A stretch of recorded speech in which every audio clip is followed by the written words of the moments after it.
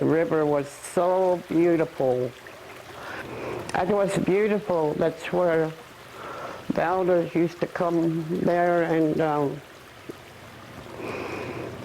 get the winter supply of food. It used to be just full of cold, beautiful. And then the dog salmon would come. The river was big, it was pretty big, and it was just clear water. It was so nice.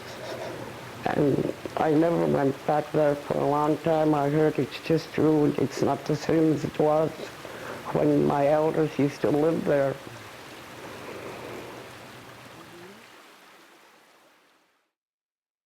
We lived there. I lived with my parents there, my grandmother, my grandfather, my aunts, my great-grandfather, and my great-grandmother. They had a line of real nice houses there. They had their own garden and everything. It was so nice.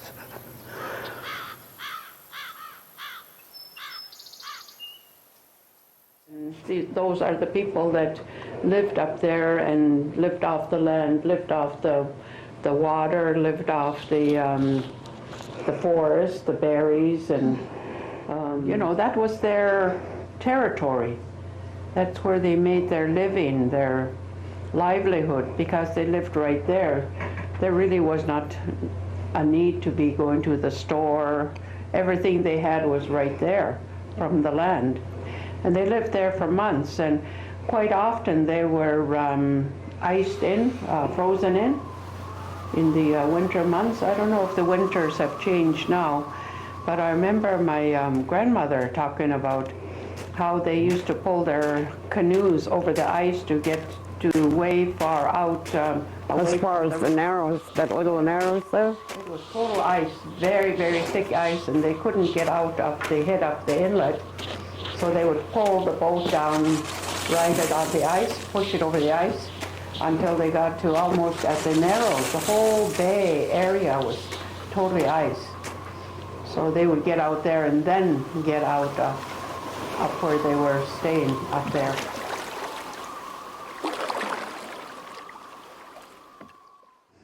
But up at Theo, that was a different salmon for different use. They were still dog salmon, but it was something the people looked forward to going up there to get that kind of salmon. They were really, it was beautiful fish. They used to go there because they love the fresh fish when it first gets to the mouth of the river. But as you'd seen my auntie and uncle make a round set there in their boat, canoe, make a round set, and their net would just sink down. They have a hard time pulling it up. Maybe about 80 fish sometimes when they pull it up on the boat. They just would sink in when we would go to our shack, my grandfather's shack. The fish was just, the boat was just loaded. As far as the river goes now, and from what I've heard, there's been a lot of damage done. There's been a lot of changes made. And I don't know if we would recognize the place if we went back there. But it's still our reserve. It still belongs to us. And I think there's nothing more we would like is to keep that alive and have it known by our children that that's where we came from. That's our origin. This is how we made our living in these places. So.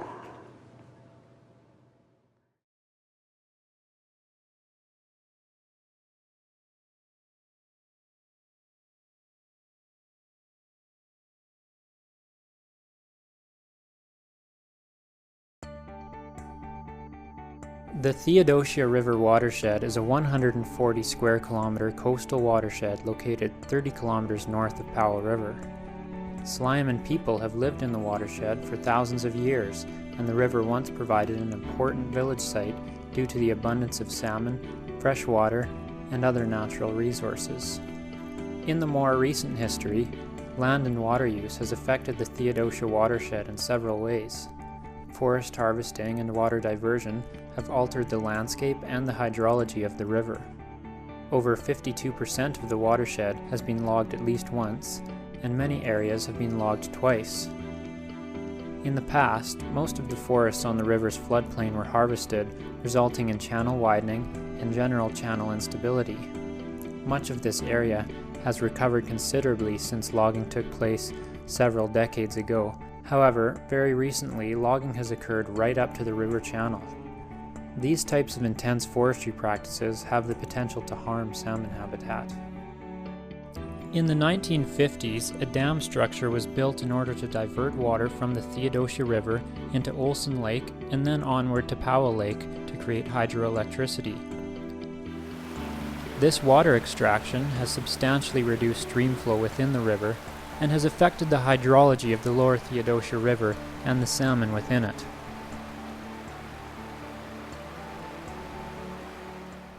This graph shows the average percentage of water diverted from Theodosia River each month.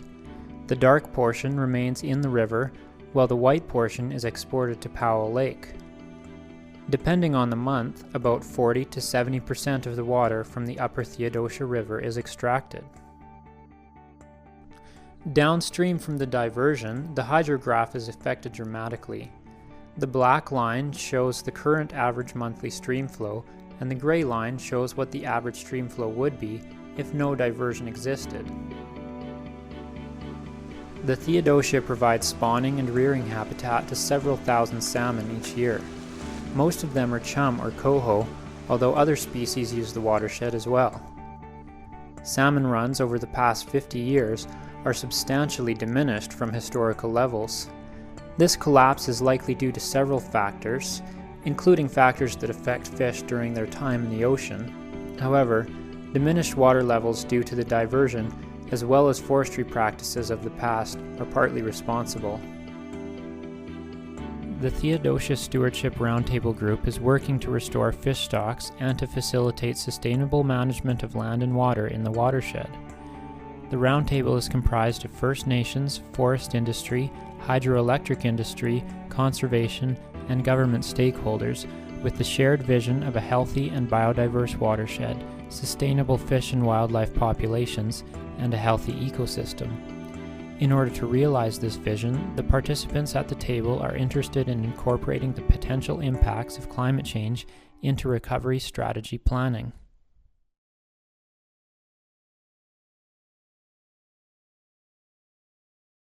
The following sequence shows how the global surface temperature has changed over the past century. Blues indicate below average temperature, while reds indicate above average temperature. You'll see in this clip that the past decade has been the warmest on record.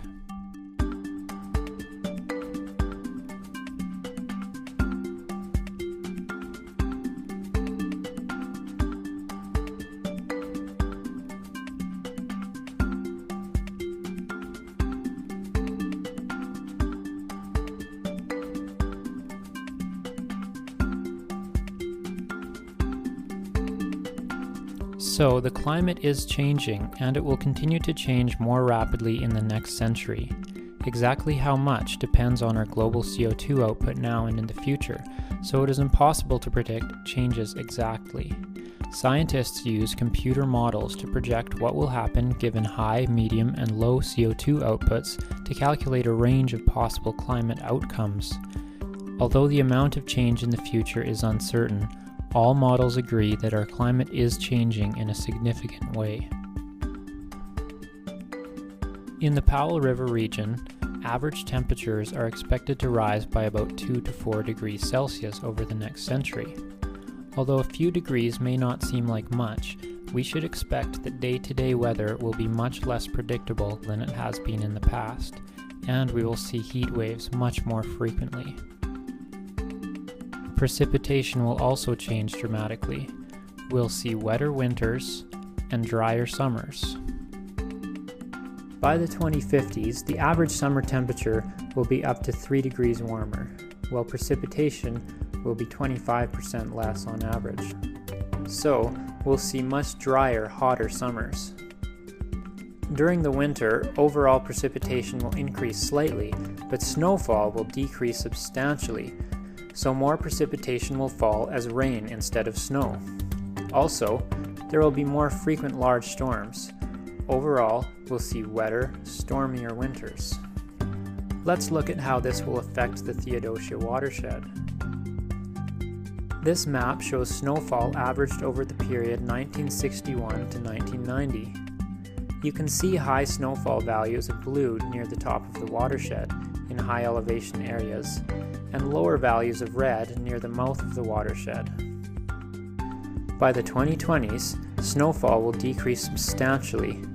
By the 2050s, we'll see even less, and by the end of the century, snow will fall only in the highest elevation areas. This will have significant impacts to the stream flow in the Theodosia River. We can get a good idea of the effects climate change will have on the Theodosia River by comparing it to similar rivers nearby for which much research has been done.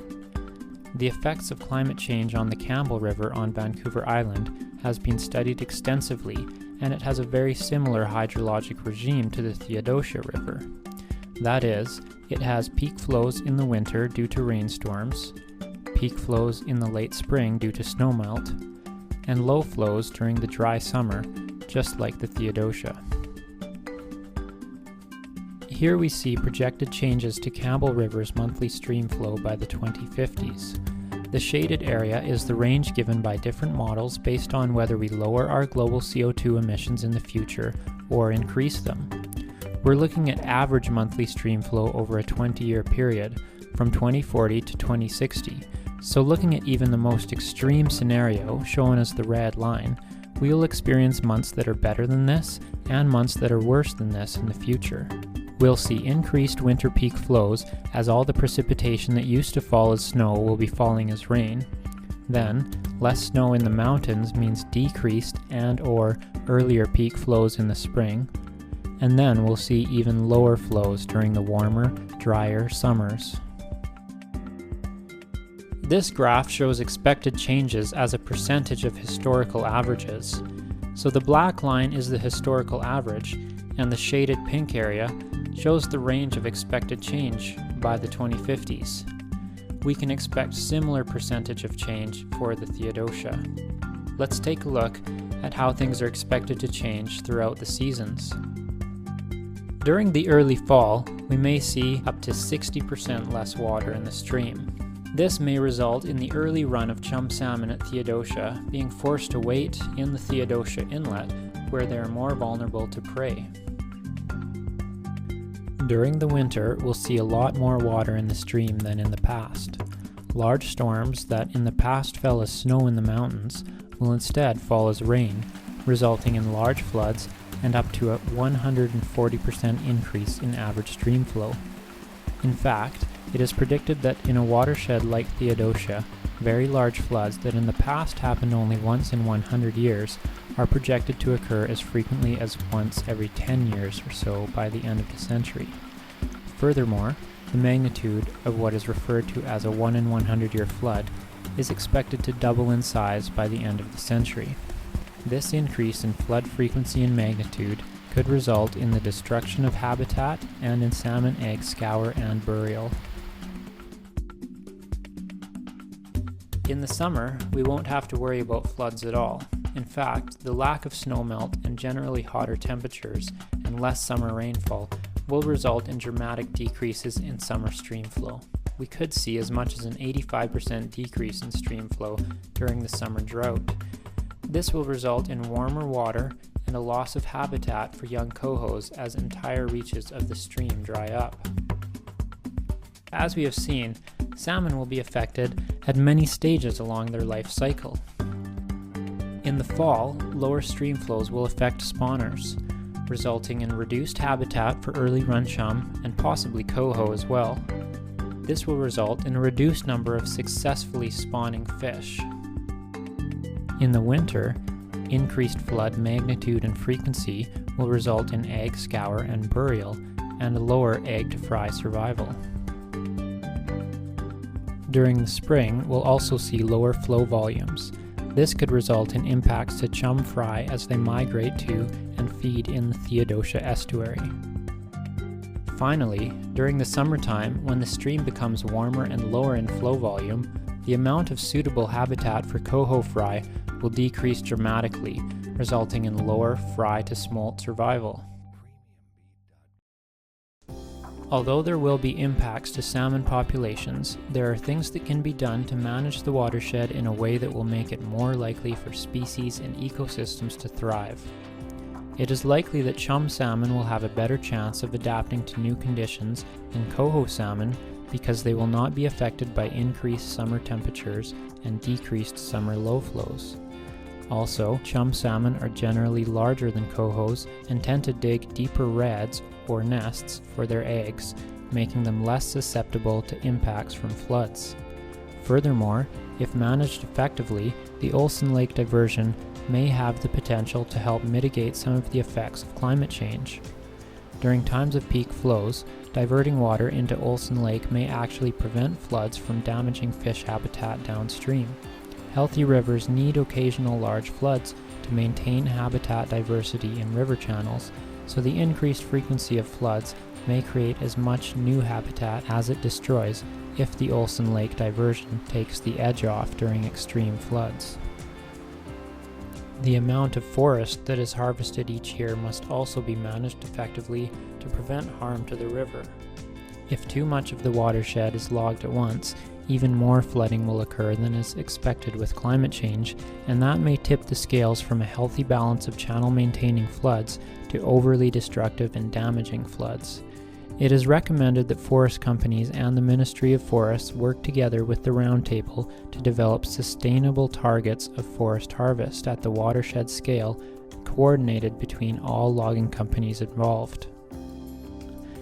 During the summer, it's recommended that the diversion directs more water to the lower Theodosia River than the minimum 1 cubic meter per second that is currently mandated. In fact, 4 to 6 cubic meters per second is what is recommended as a minimum in-stream flow to ensure healthy fish populations. However, even if no water was diverted to Olsen Lake, the river does not and will not have enough natural flow to meet these flow requirements over the entire summer dry period, especially with the effects of climate change. Salmon stocks will be affected, especially coho and steelhead, which rely on summer flows for rearing. So, areas where fish can find refuge during the summer low-flow periods, such as areas near tributaries or deep pools and undercut banks, should be cataloged, and if possible, new groundwater-fed off-channel habitat could be constructed to provide habitat for summer rearing. The forests of the Theodosia watershed will also be affected by climate change. Drier summers will mean that dry-adapted species such as Douglas fir may be much more successful than wet-adapted species such as western red cedar or Sitka spruce. However, most trees that are currently alive will continue to grow in the watershed. Some of them just might have lower growth rates. It is possible that drier summers may result in more chance of forest fires, and drought may make some trees more susceptible to disease and insect outbreaks, but these kind of responses to climate change are very hard to predict. In the winter, the warmer temperatures will likely result in a longer growing season, and many species may thrive under these new conditions. The BC Ministry of Forests, Lands and Natural Resource Operations and university researchers are currently researching the effectiveness of planting trees from areas that experience drier conditions into areas like the Theodosia in order to maximize productivity of forests over the lifespan of the tree. Land managers should use the findings from these programs in planting future forests of Theodosia. Infrastructure will also be affected by climate change. The main impact will be the increased frequency and magnitude of floods and related disturbances such as debris flows and landslides.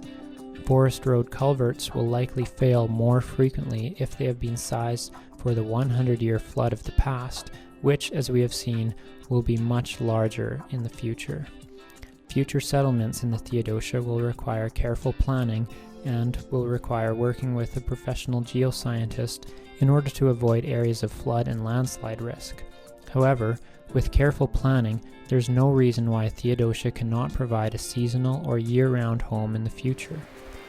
The Theodosia Stewardship Roundtable is essential as a group that will monitor land and water use in the watershed and engage stakeholders in discussion to create new protocols for the use of natural resources of this area.